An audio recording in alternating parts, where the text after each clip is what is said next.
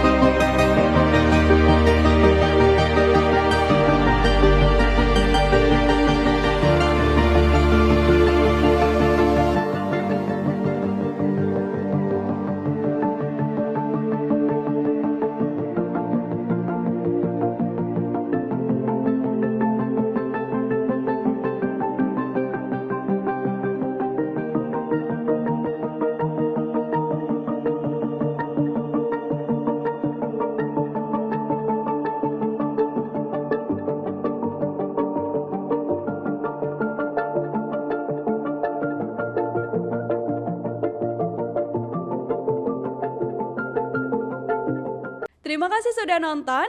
Jangan lupa like, subscribe, dan share ya.